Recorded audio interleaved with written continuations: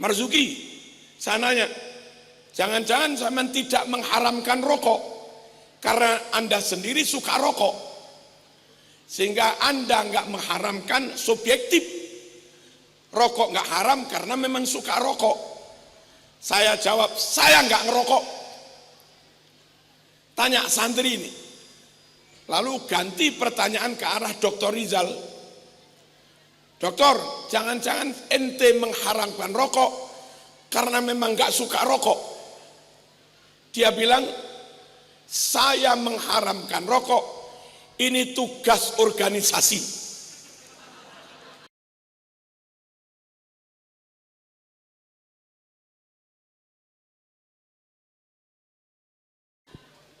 Allahumma shalli ala sayyidina Muhammad. Hadirin hadirat rahimakumullah. Saya langsung masuk pada materi. Andai tidak ada penghafal Al-Quran, andai tidak ada umat Islam yang hafal Quran, sungguh nasib Al-Quran nggak beda dengan Injil, nggak beda dengan Taurat. Di sana mudah sekali pendeta memalsukan Taurat, memalsukan Injil, yuharrifunal kalima amma wadhi'i, yuharrifunal kalima, yuharrifunal kalima amma wadhi'i. Mereka mudah memalsukan kalimat-kalimat Injil. Kenapa Injil mudah dipalsukan? Karena memang nggak ada orang hafal Injil. Pendetanya pun nggak ada yang hafal. Sehingga kalau ada cetakan Injil, dikurangi satu kalimat, dirubah satu kalimat, tambah satu kalimat, yang nggak ada yang tahu, nggak ada yang hafal.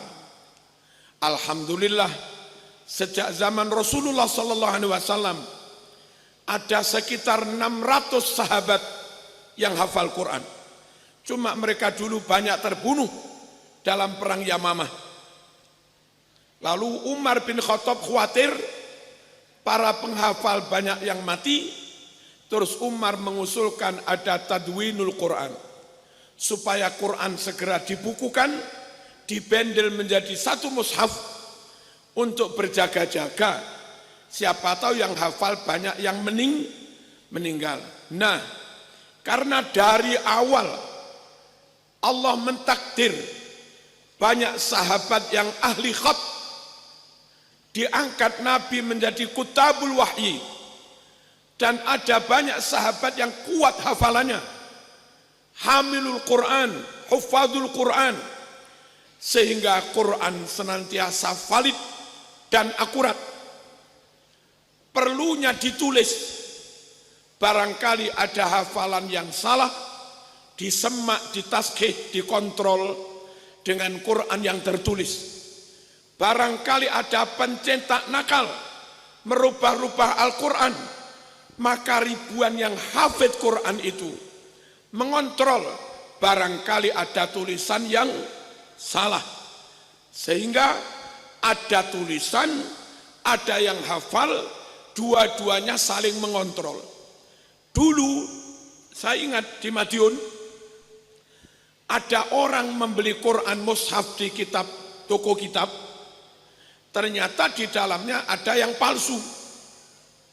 Dibawa pulang, dipakai tadarus di bulan Ramadan, pakai speaker. Nah, di kanan kiri musola kan ada orang yang hafal. Begitu bacanya salah, yang hafal langsung menegur, "Mas, enggak begitu." Nah, di Kristen mau membaca Injil salah benar, ya enggak ada yang negur, enggak ada yang hafal. Disitulah maka tahfidzul Quran punya peran penting dalam upaya inna nahnu nazzalna dzikra wa inna lahu lahafizun. Allahumma shalli ala sayyidina Muhammad. Lalu ada beberapa teman muslim sebetulnya, tapi mungkin apa iri apa, mau hafalan nggak bisa, lalu mengkritik para penghafal Quran. Kritikan mereka begini, apa gunanya hafal Quran nggak ngerti maknanya, nggak ngerti tafsirnya? Apa bedanya dengan kaset?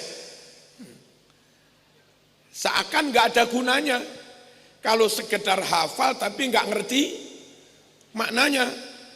Padahal jangankan hafal, baca saja nggak hafal, itu meskipun nggak ngerti maknanya tetap dapat pahala, tetap jadi ibadah. Semua kitab-kitab tentang ulumil Quran, baik lil Imam Suyuti atau di Tibyan fi adabi hamalatil Quran, atau yang agak modern lah Subki Saleh, Manak Koton dan yang lain-lain, semua dalam mentakrif Al-Quran mesti diakhiri dengan kalimat al-muta'abbad bitilawati, mesti kalamullah al-munazzala ala sayyidina Muhammadin sallallahu alaihi wasallam, al-makru bil lughatil arabiyyah, al-maktub bainat dafataini, al-mabtu bi suratil Fatihah wal mukhtatam bi suratin Nas, mesti diakhiri kalimat al-muta'abbad bitilawati. Semua ulama apapun madhabnya bersepakat tilawatul Quran, baca Quran itu dinilai ibadah, al-muta'abbad bitilawati. Dan Rasulullah SAW terang-terangan, baca Quran tak oneng maknanya ganjaran pun. Man qara'a harfan min kitabillah falahu hasanah wal hasanatu bi asri amsalihah. La aqul alif lam mim harfun, la, lakin alif harfun, lam harfun, mim harfun. Mandene pesera orang oneng nih. Paneka qara'a ambaca pesera man harfan satu huruf min kitabillah dari Al-Quran. Siapa yang baca Al-Quran satu huruf, falahu hasanah, dia dapat satu pahala. Wal hasanatu bi asri amsalihah, satu pahala itu akan dilipatkan 10 kali. La aqul, bukan ku maksud alif lam mim satu huruf, bukan. Lakin tetapi alif saja satu huruf, lam saja satu huruf, mim saja satu. Orang gini, A'udzubillahi minasyaitonirrajim, alif lam mim sadaqallahul azim, dapat 30 sudah. Oneng maknanya, kita oneng. Kula ta oneng Gus Amak, kita oneng Gus Ayub, kita oneng. Kiai-kiai sekelas Kiai Basori Alwi di Malang, dan kalau tanya, nah apa makna? Apa? Enggak ngerti Kiai. Wong sekelas tafsir Jalalain saja, setiap ada kalimat alif lam mim ha mim ain sin qaf, mesti dia bilang enggak tahu saya. Wallahu a'lam bimuradih. Allah sendiri yang tahu maksudnya. Artinya si mufassir itu juga enggak tahu. Alif lam mim yang kita pada enggak tahu maknanya, itu lo tetap dapat pahala. Berarti kesimpulannya, baca Quran ngerti maknanya ajos, nggak ngerti maknanya ya tetap dapat pahala. Kita nggak setuju kalau ada orang apa hafal Quran nggak ngerti maknanya kayak kaset. Ya beda mas dengan kaset. Kaset baca tanpa iman, ini hafidot hafidin baca dengan dorongan iman, ya nggak sama. Kaset baca tanpa mandi jinabat, tanpa wudhu, ini mau membaca mesti bersuci dulu, beda lah. Kaset baca tanpa niat lillahi ta'ala, kalau para hafidin hafidot itu membaca mesti dibarengi niat, tetap beda. Kaset baca tanpa adab, lah kita membaca pakai adab, ya tetap beda lah. jangan samakan dua hal yang beda. Yang beda jangan disamakan, yang sama jangan dibeda-bedakan. Al-qiyas ma'al farik batil. Mengkiaskan, mensama-samakan dua hal yang beda, itu kias yang salah. Agak menggok sedikit. Saat awal-awal muncul fatwa rokok haram, itu dari NU apa dari apa itu? Tempo hari rokok haram itu loh.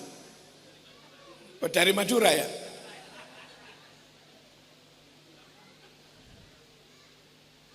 Kami diundang oleh IMM, Ikatan Mahasiswa Muhammadiyah, mewakili NU. Lalu ada Dr. Rizal dari Majelis Tarjih, mewakili Sahibul Fatwa, bihormati tadkhin. Lalu diskusi. Terus saya bilang, semua dalil yang yudda'a, diklaim annaha hujjah au adillah ala hurmati tadkhin, semuanya tidak kuat. Kalau dalil nas enggak ada. Paling-paling kias. Kalau haramnya tadkhin ngerokok dikiaskan dengan khomer, ya jelas ilatnya beda. Illatud doror pada khomer itu asyaddu daripada apa yang diduga ilat doror pada tadkhin. Nah, jangankan kias aulawi, kias musawi saja enggak, kias adna saja enggak karuan itu. Enggak bisa dikiaskan dengan khomer. Lalu kalau alasannya ada zat ini membahayakan, saya bilang dalam kerating deng juga ada zat-zat itu.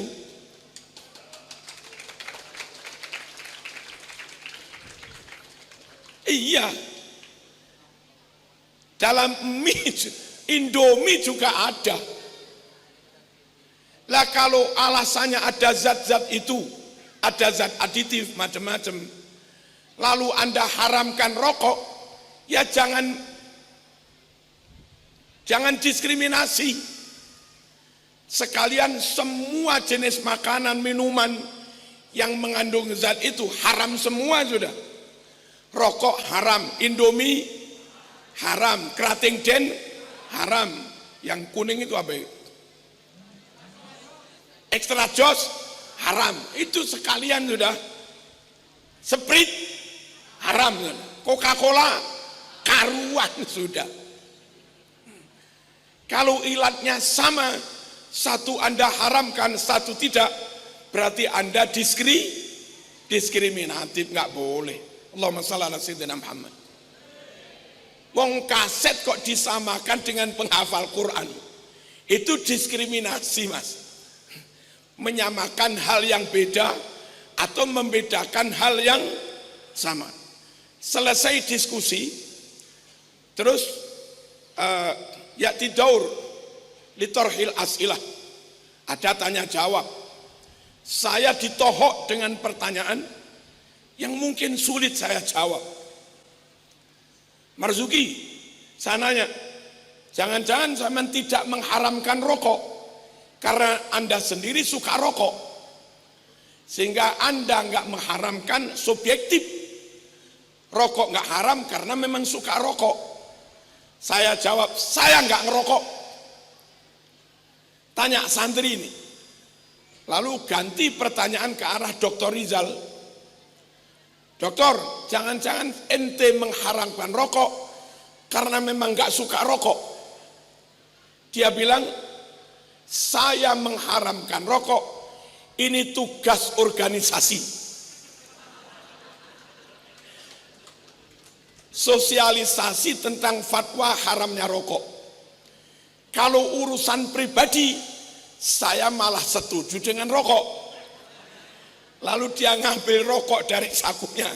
Ini rokok saya sama koreknya. Kacau nah pun. Allahumma shalli ala sayyidina Muhammad. Hafalan Quran penting.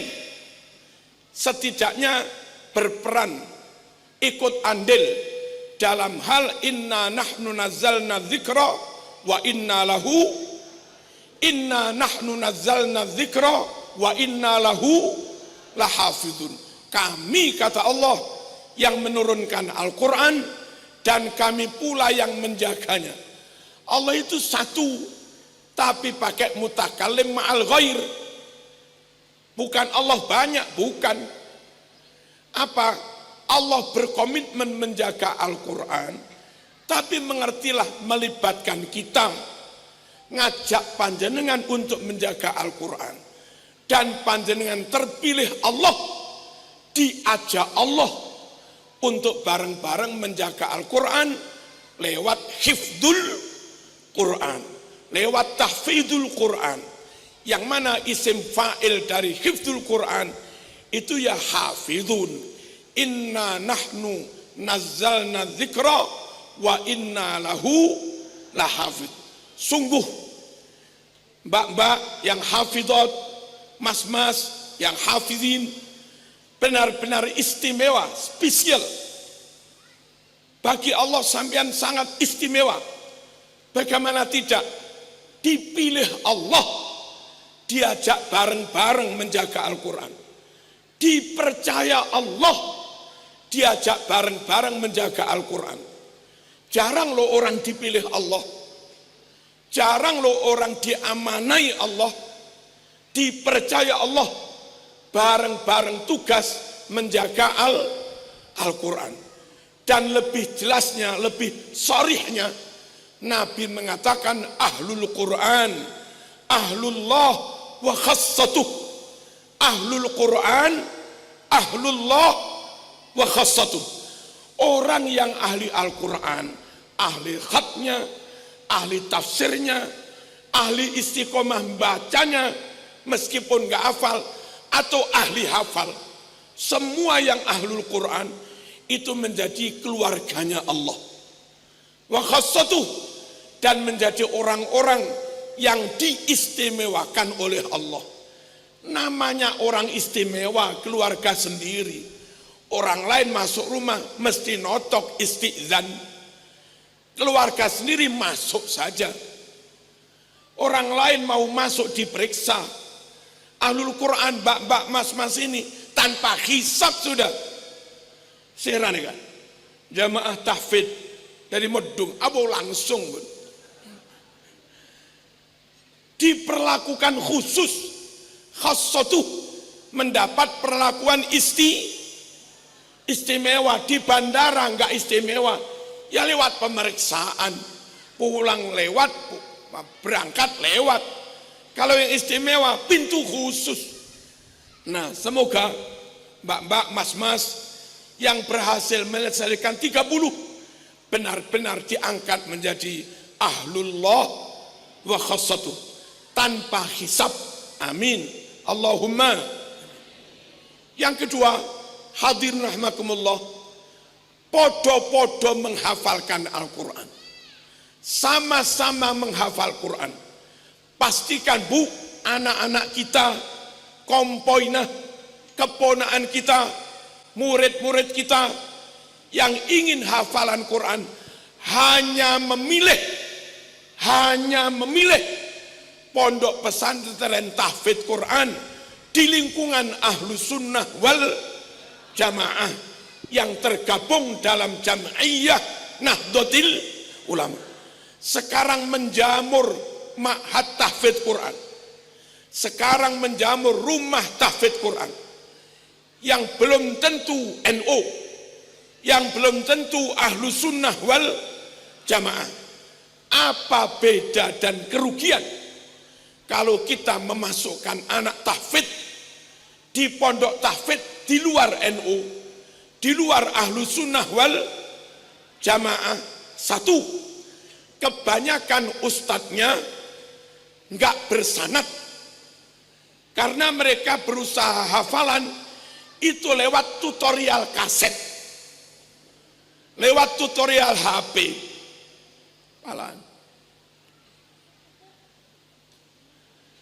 kelemahan belajar enggak musyafahah, kelemahan belajaran enggak talqin mubasyarah dari mukri, dari guru.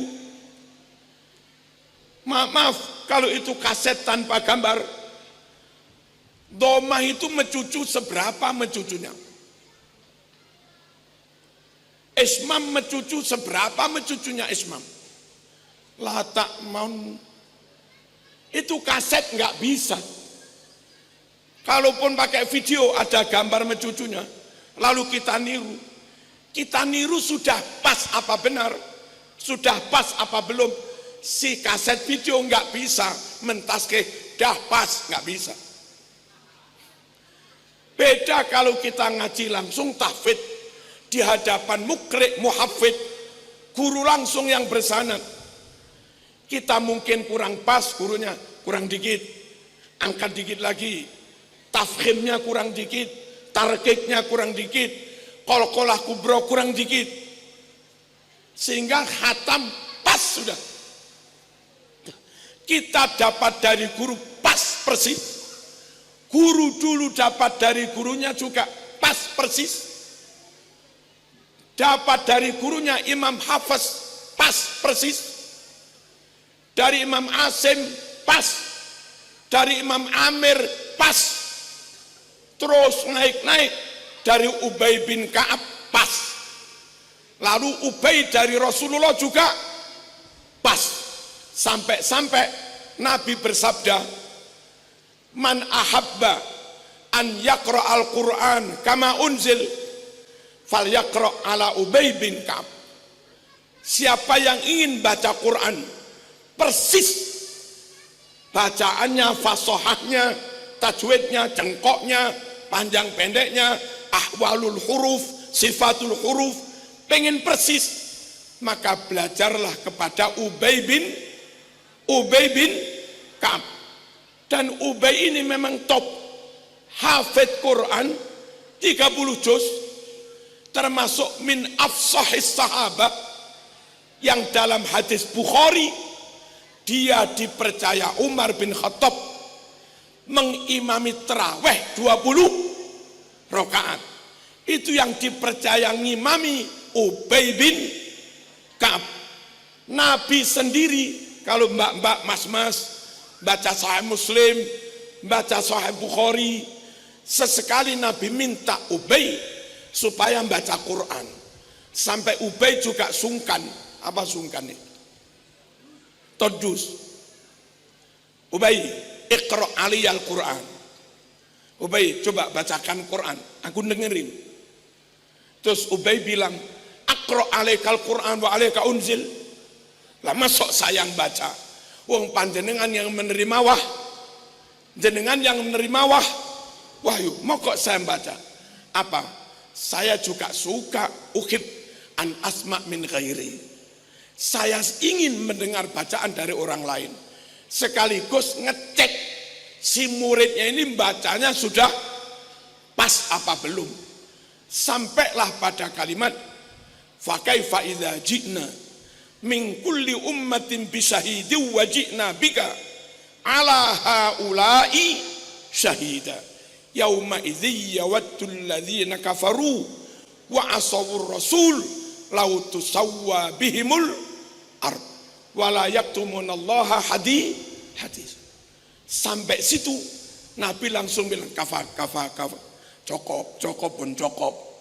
Sini cukup apa cukup? Cukup ya. Apa? Cukup. Terus ternyata Nabi menangis. Kenapa Nabi kok suruh cukup berhenti? Nabi menangis. Nabi membayangkan gak kuat. Fa kaifa idza ji'na min kulli ummatin bisyahidin. Muhammad, bayangkan. Coba bayangkan bagaimana? Kalau setiap nabi, Nabi Musa, Nabi Nuh, Nabi Ibrahim, kami hadirkan untuk menjadi saksi. Vonis terakhir, saksinya para nabi. Ibrahim dalam azar bapakmu, nggih, secara biologis bapak saya. Azar bapakmu mukmin apa kafir?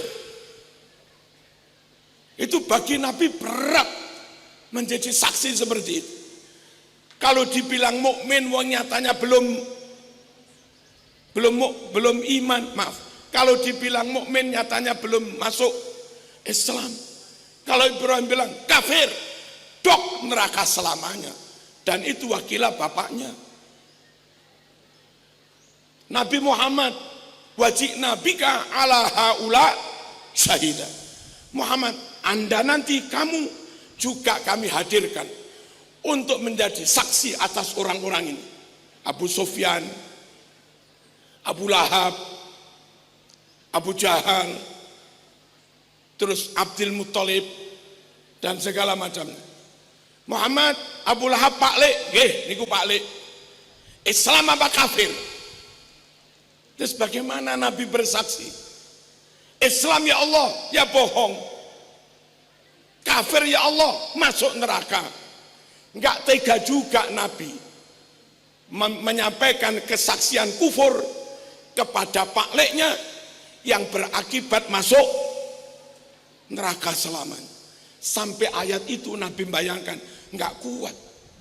Coba maaf.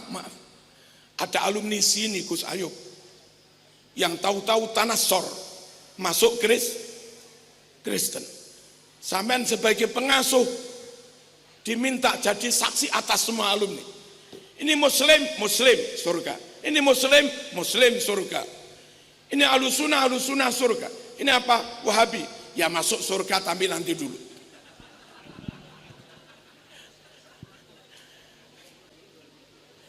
Ini apa? Ini murid. Dan mungkin dulu pernah jadi khodam sampean. Dekat dengan sampean. Ternyata masuk Kristen. Gimana kita bilang di hadapan? Kafir ya Allah. Itu dulu orang dekat dengan sampean. Iman ya Allah, ya bohong. Lah Nabi nggak kuat disuruh menjadi saksi atas hal-hal yang demikian. Itu yang membuat Nabi sampai menangis. Bacaannya Ubay bin Ka'ab. Perlunya ngaji di pondok NU, Mbak. Kiai-kiai NU Indonesia yang sebagian sanad ke Mbah Yai Arwani naik, ada juga sanad dari Madura sini dulu. Dari Mbah Yai Arwani naik sampai Imam Hafiz. Imam Hafiz naik sampai Ubay bin Ka'ab, sampai Rasulullah sallallahu alaihi wasallam. Para mukri, para muhaffiz, para kiai pengasuh tahfidz Quran di Indonesia itu rata-rata mensanad sampai Ubay bin Ka'ab, termasuk min afsahis sahabat.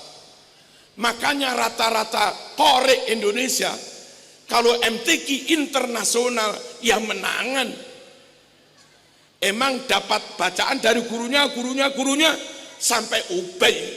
Lah Ubay itu sahabat yang paling fasih. Allahumma shalli ala sayyidina Muhammad. Pastikan anak kita kalau ingin hafalan mondok di pondok tahfidz milik NU.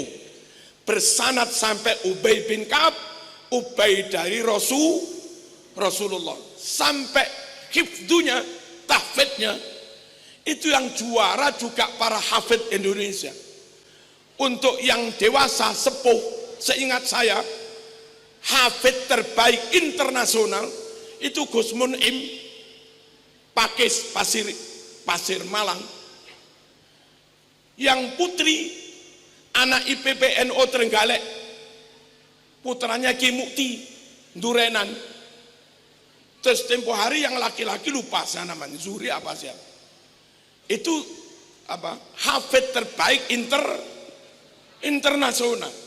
Pertanyaannya kenapa MTQ internasional senantiasa Indonesia yang terbaik, yang terfasih. Indonesia bersanad sampai kepada Ubay bin Ka'ab. Makanya pilih pondok NU untuk tahfidz Quran bagi anak-anaknya. Kiai-kiainya bacaannya bersanad sampai Rasulullah sallallahu alaihi wasallam. Deal. Yang kedua, di NU itu kiai-kiainya maaf bukan hanya hafid Quran, tapi juga bisa baca kitab kuning, juga bisa nahwu sorof, juga ngerti balaghah. Seberapa perlukah ilmu-ilmu alat nahwu sorof, balaghah, mantik, ulumul Quran, asbabun nuzul? Itu amat sangat penting. Kalau kita mondok di pondok tahfidz yang maaf di luar NU, terus mereka nggak ngerti nahwu sorof, mereka nggak ngerti balaghah, nggak ngerti mantik, khawatir selesai tahfidz diajak belajar terjemah Quran, memahami Quran, tapi secara harfiah, dan itu bahaya. Ada orang bilang, maaf, anjing halal, itu ya karena pemahamannya harfiah. Ada orang bilang tawassul musyrik, itu ya karena harfiah. Halo.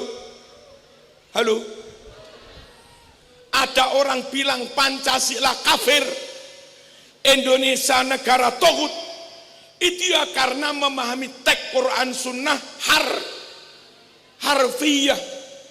Nah, pondok-pondok NU, Salafiyah, Pasuruan, Sidogiri, Pondok Modung, Pondok Syekhona, Lirboyo, Ploso, Langitan, dan yang Asem Bagus, ini masayikhnya yang hafid Quran, bukan hanya hafid Quran, tapi juga menguasai ilmu alat untuk membedah maknanya Quran, ilmu alat untuk membedah maknanya hadis, supaya mampu menggali makna yang murad, makna yang dimaksudkan, makna yang dikehendaki. Contoh, Allahumma shalli ala sayyidina Muhammad.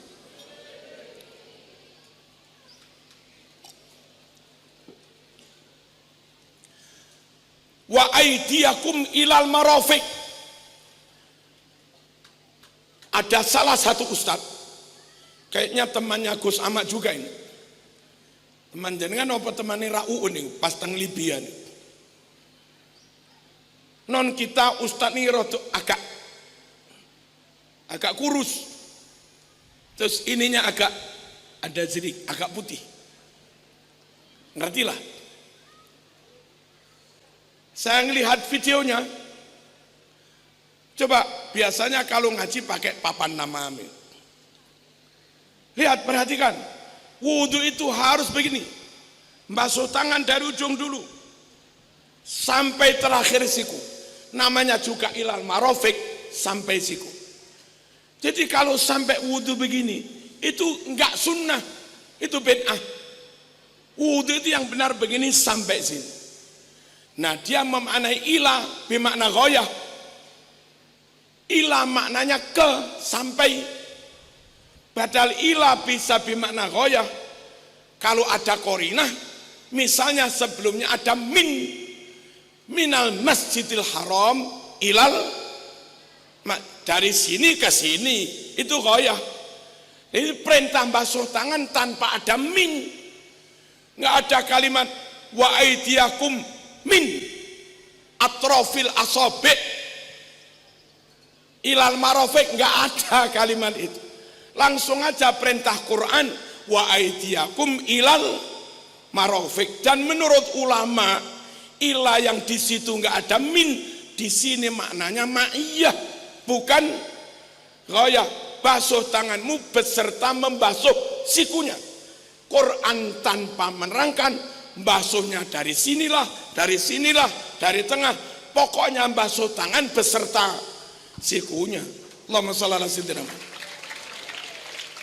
Ini bedanya mondok tahfidz di pondok NU, hafalannya pas fasohahnya, bersanad sampai Nabi, plus kalaupun setelah tahfidz ngaji tafsir, ngajinya nggak salah karena kiainya ngerti ilmu alat. Clear. Contoh lagi, Allahumma shalli ala sayyidina Muhammad. lau kana fihima alihatun illallah la fasadata. Illallah itu rafa dalam ayat ini. Illallahu, padahal harusnya kalam istisna. Ada mustasna lafaz Allah, ada mustasna minhu lafaz alihah, dan enggak ada nafi berarti mujab. Kalau kalam istisna tam mujab harusnya nasab. Mastasnatil lama tamamin yantasib.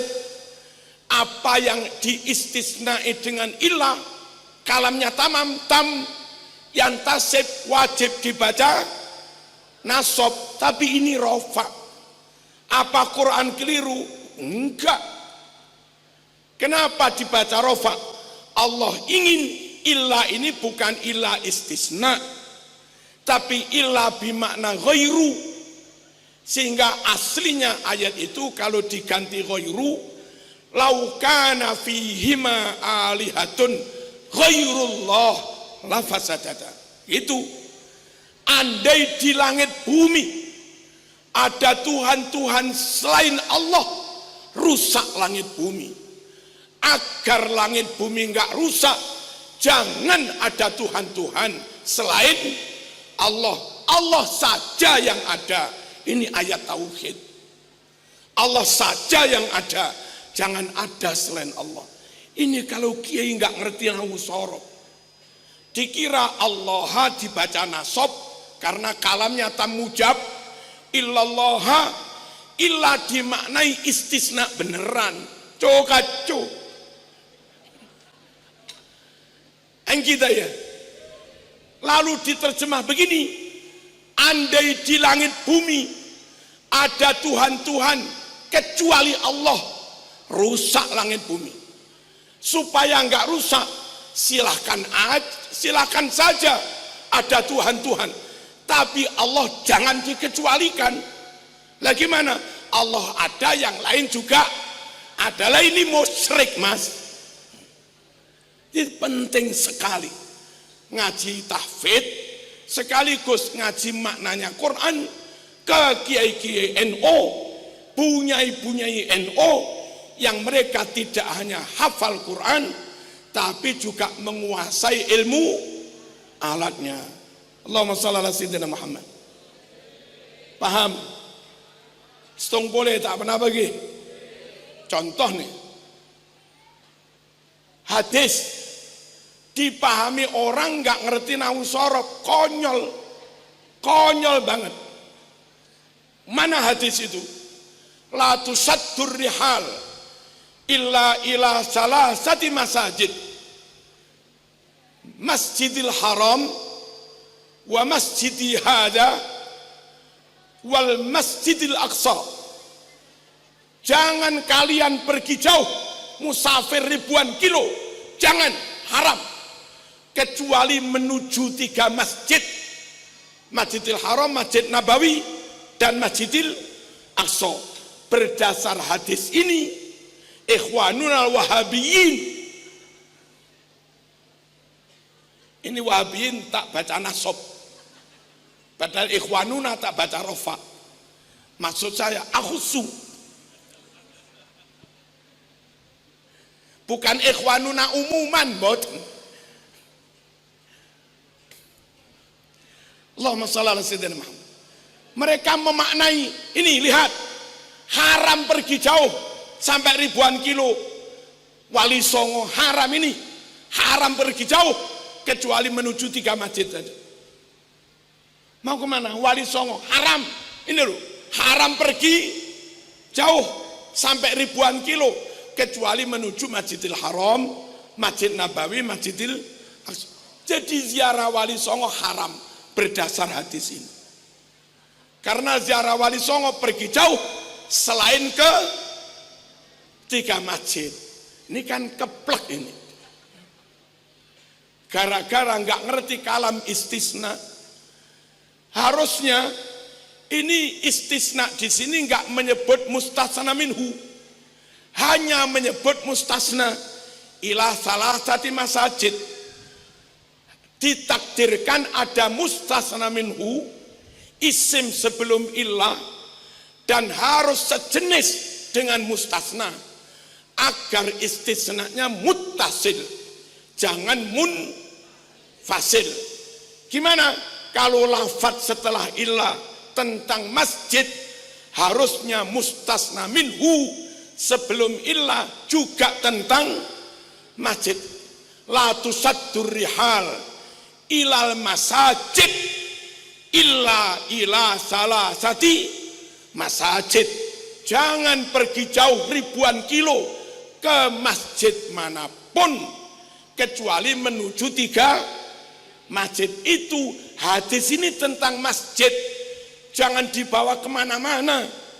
Nanti Gus Amak mau ke Mesir nganter putrinya kuliah di Al-Azhar, ketemu Ustadz Salafi, Fen Ustadz, Fen Ruh ila Masr, haram. Lah kok haram? Ini dalilnya, haram pergi jauh kecuali menuju, kan konyol ini. Rayap kamar, Abu kulo dek Malang. Kenapa? Ki nyarek calon abisan nih. Haram. Ini dalilnya, haram pergi apa tadi? Haram pergi jauh kecuali menuju. Marzuki mau kemana? Mau ke Hong Kong, ada pengajian di 3 titik. Haram yei. Haram pergi, kan konyol. Kemana? Saya mau ke Amerika, kulaan bareng, impor, haram. Nggak bisa hadis itu dibawa kemana-mana. Konteksnya tentang masjid, maka mustasna minhunya juga tentang masjid. Dan kita sangat maklum dengan hadis itu. Kamu jangan jamaah jauh-jauh ke masjid manapun kecuali 3 masjid saja. Kemana?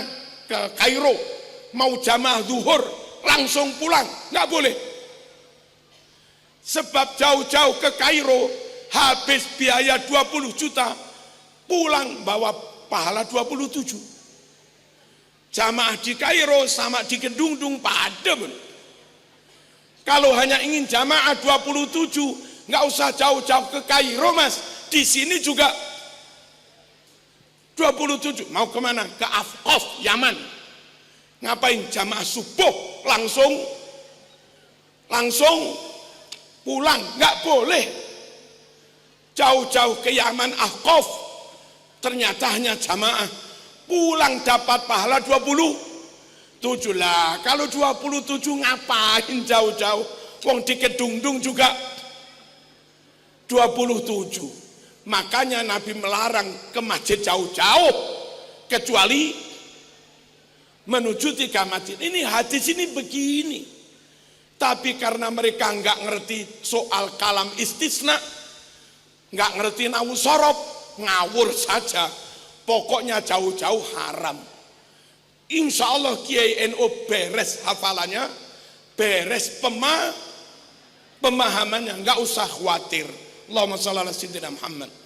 Mastasnatil la ma'tamamin yantasib wa ba'da nafyin au kanafyinin tuhib itba'u mattasala. Nah, jadi badal itba' mustasna yang mutasil, itba'u mattasala wangsib mangkotok. Kalau mungkotek harus nasob. Halo, makanya ini mas, rofa laukana fihima alihatun ghairullah. Clear. Itu loh bedanya mondok tahfidz di pondok NU. Dan insya Allah masuk surga kabin nggak pun. Kenapa? Di NU ada ajaran saling mendoakan. Murid sering berfatihah untuk gurunya. Guru ketika ba'da sholat juga senantiasa mendoakan murid-muridnya.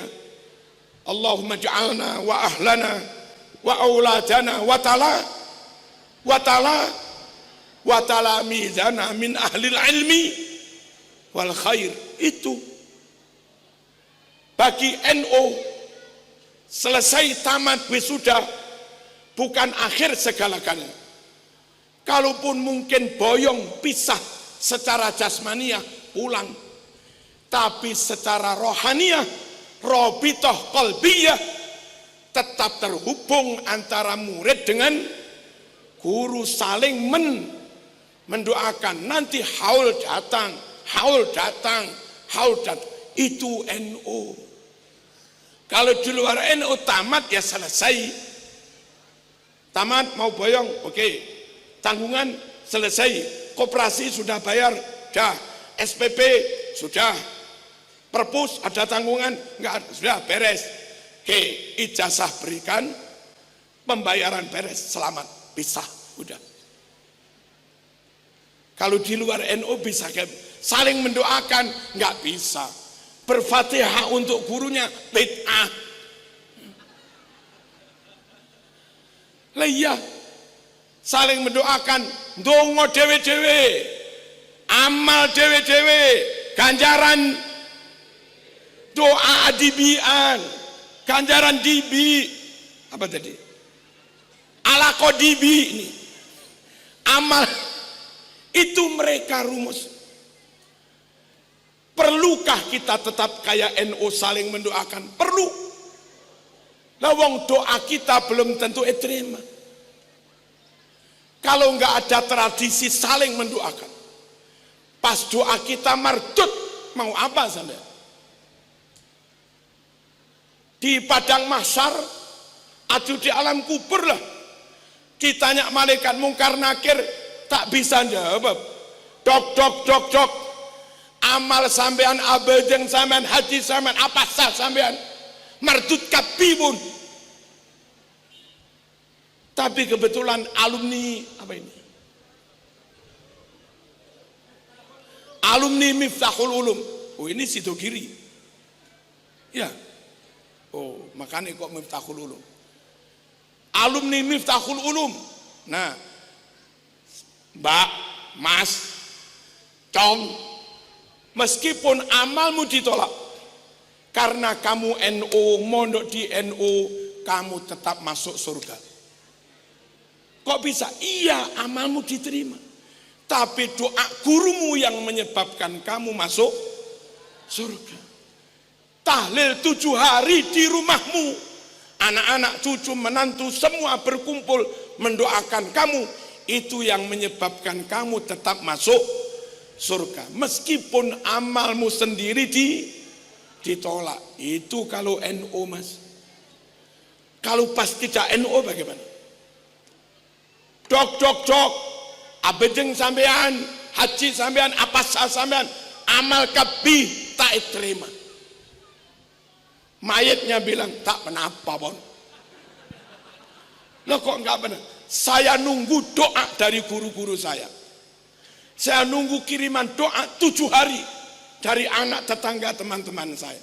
Dijawab sama malaikat, gurumu nggak pernah berkirim doa untuk sampean. Doa sendiri-sendiri. Di rumahmu nggak ada acara kirim doa. Terus mau apa sampean?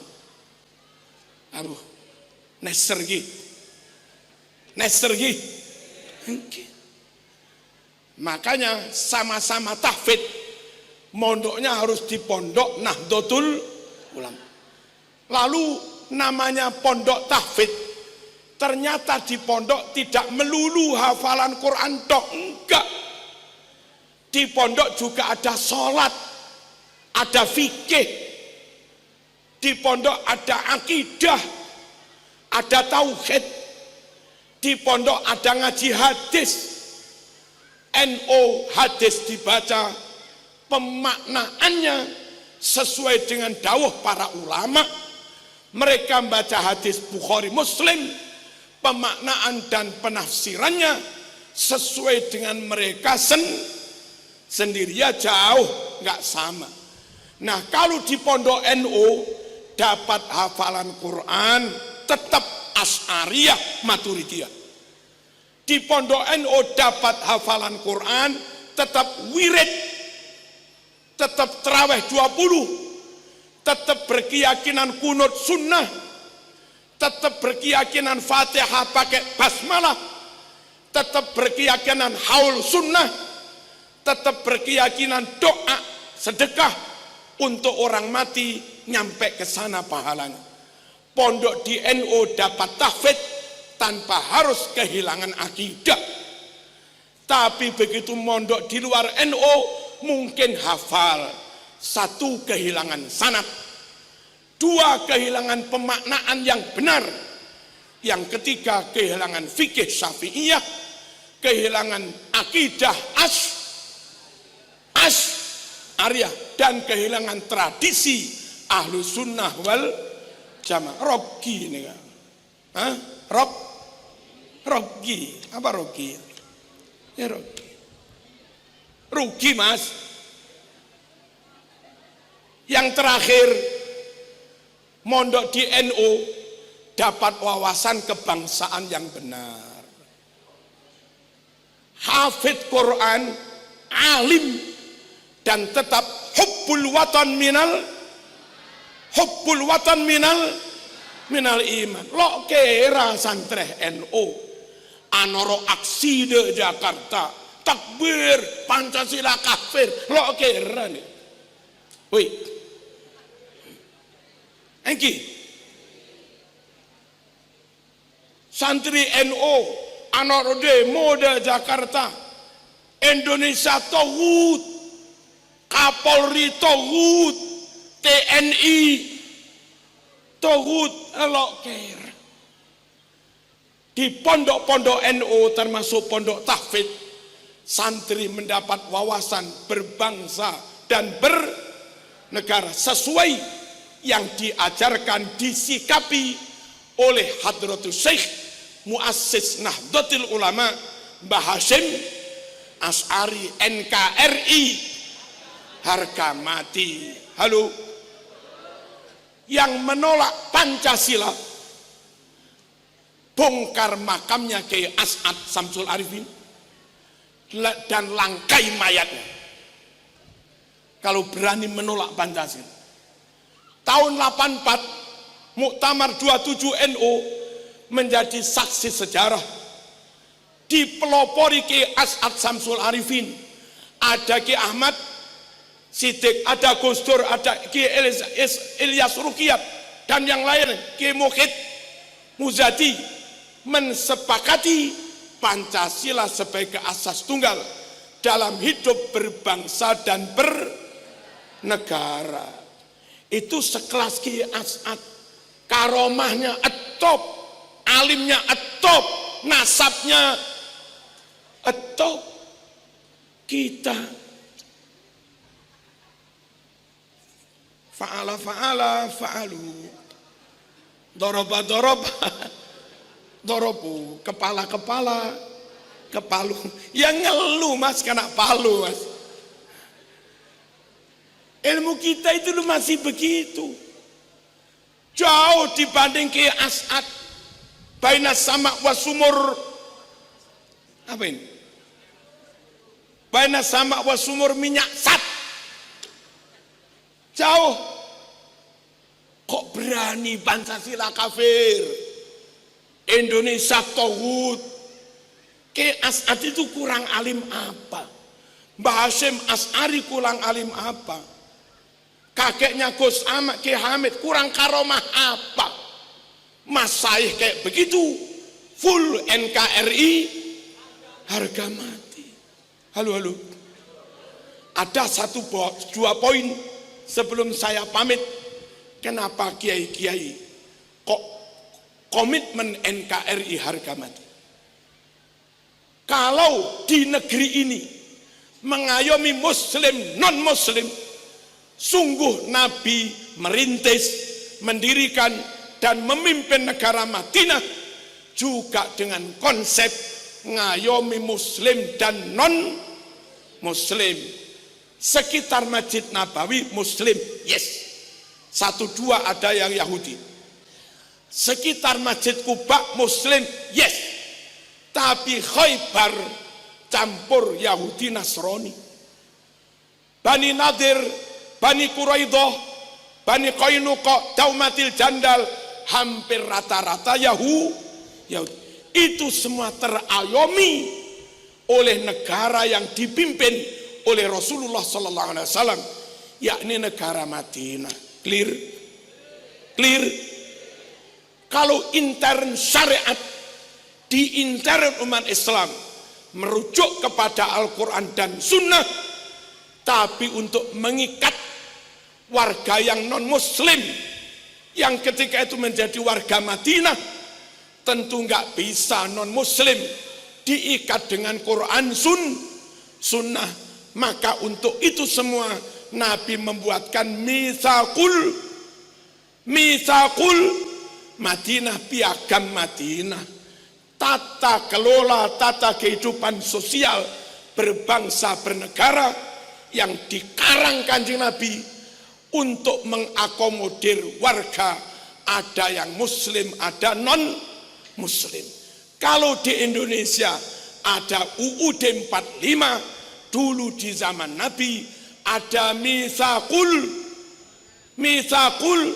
Madinah. Halo. Kalau di Indonesia non-Muslim boleh jadi ASN, non-Muslim boleh jadi guru juga. Dulu pasca perang Badar, beberapa tawanan pasukan kafir, tawanan perang Badar yang ditawan Rasulullah sallallahu alaihi wasallam, sekiranya bisa jadi guru ajar baca tulis, maka mereka pun non-Muslim ini kafir, diangkat Nabi ngajari anak-anak Madinah untuk ngajar baca tulis. Kalau